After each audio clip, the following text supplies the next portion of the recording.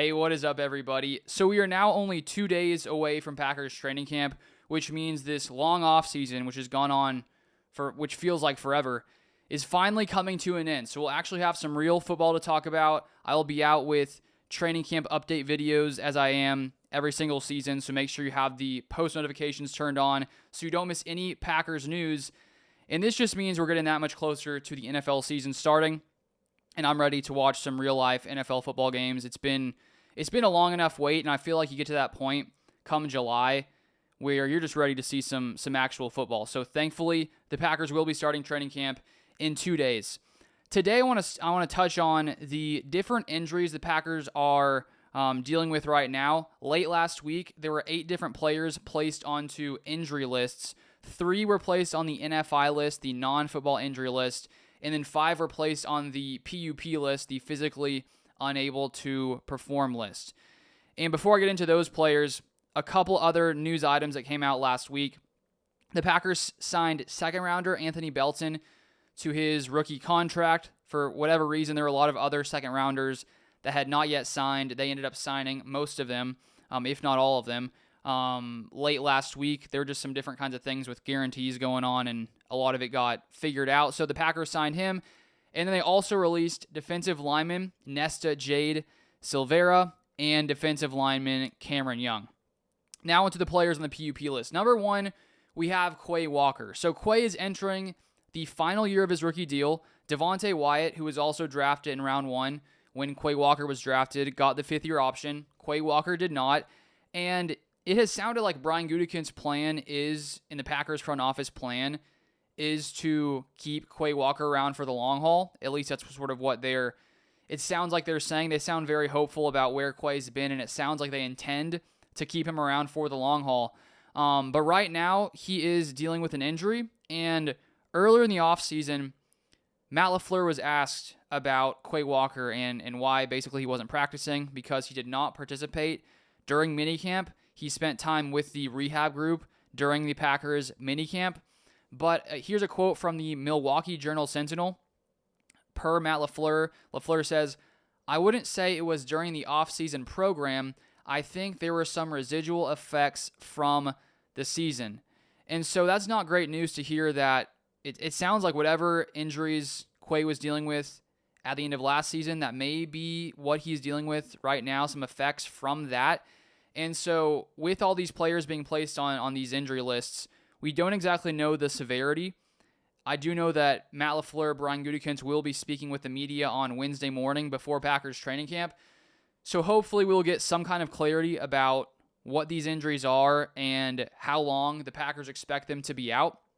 But Quay Walker is a very important piece on this Packers defense. He has been one of the most productive Packers players all 3 seasons that he's been here, having over 100 tackles in all 3 years. He led the Packers in tackles the past 2 seasons, and I think that we saw him really start to figure things out in Jeff Hafley's defense later in the season. Unfortunately, at the same time, he goes down with an injury and misses the last few games of the season with an ankle injury. And so hopefully he's going to be okay. And as I said, we just don't know the severity or the extent of this injury, whatever he's dealing with. Maybe it's something where a few days in training camp, he's ready to come play. Maybe not. And that's where you start asking those what-if questions.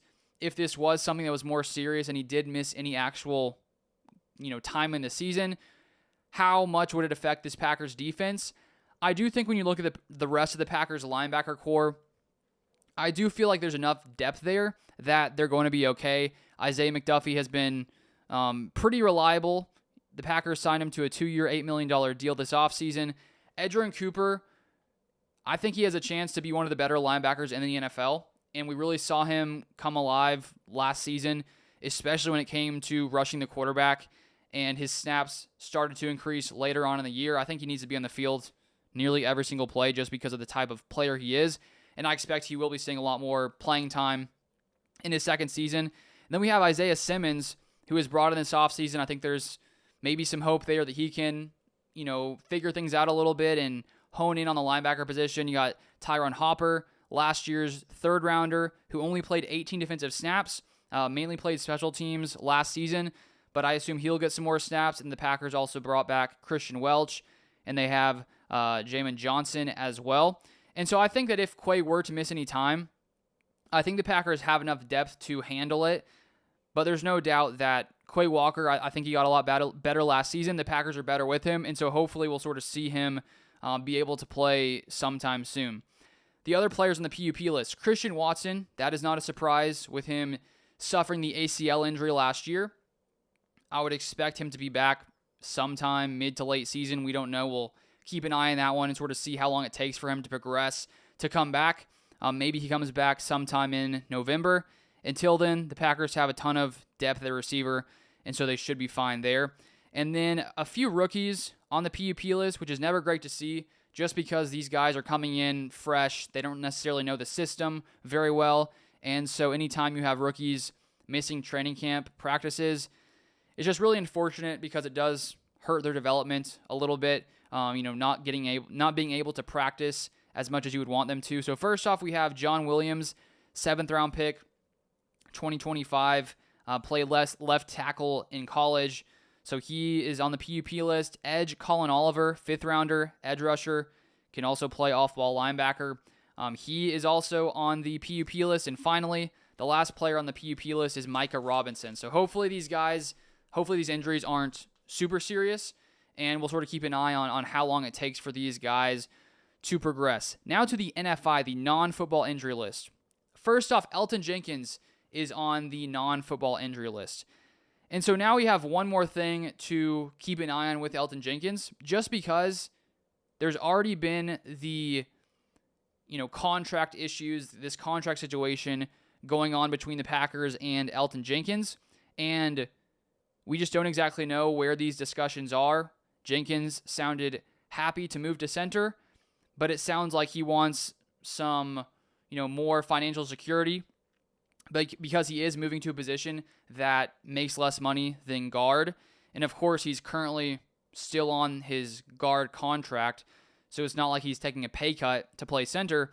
But when he does try to get another contract in the next couple seasons, he likely recognizes that with him playing center now, if he were to go elsewhere, sign somewhere else in free agency after not this season, but the next season, then it's likely that other teams could want to pay him less because he was playing center. So I understand it. I don't know if the Packers will budge there, but now we also have this injury, which we don't know the extent of it here. And so hopefully we get some more clarity on his injury as well as Quay Walker's injury. And I think the one thing with Elgton Jenkins potentially missing, or it sounds like he'll be missing the start of camp, being on the NFI list, we're going to get to see some potential backup options. Jacob Monk, 2024 5th round pick, he could potentially be a backup center. Sean Ryan also could be a backup center. And so with this whole Jenkins contract situation, I hope it gets ironed out. I assume it will. But with him missing time, let's say Jacob Monk or Sean Ryan comes in and starts playing really good football.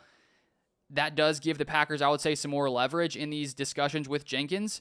But I do think at the end of the day, Jenkins is a better player. He is still a very, very solid, one of the better linemen in the NFL. And the question in my mind is, what is he wanting from the Packers, and how close are the Packers to willing to give whatever he wants in these contract discussions? Because if they are super far apart and Jacob Monk or Sean Ryan comes in and start playing really good football, is there a chance the Packers could trade Elgton Jenkins if he wasn't happy? I wouldn't necessarily rule it out. We've seen the Packers in years past move on from older offensive linemen. The Packers tried to trade Josh Sitton back in 2016. He was 30 years old, coming off a Pro Bowl season. He doesn't end up getting traded. The Packers end up releasing him. And so I just don't think we can rule anything out. My best guess would be the Packers and Jenkins get things figured out. But now this injury does sort of add a little bit of a complication here as we sort of wait to see how long or how much time Elgton Jenkins is going to miss. And the two other Packers players on the NFI, we have Amar Johnson, running back, undrafted player, signed this year from South Dakota State, 5'10", 202 pounds. So he's going to start off on the NFI. And then Alex Hale, the other Packers kicker, is also starting off on the NFI. So breaking news, quick update, the Packers have now released Alex Hale. Those are all the injuries. We'll keep an eye on it as training camp starts. But if you want more Packers content, feel free to subscribe. Stay tuned for training camp update videos. Make sure you have the post notifications turned on. But thank you guys for watching as always, and I'll see you guys next time.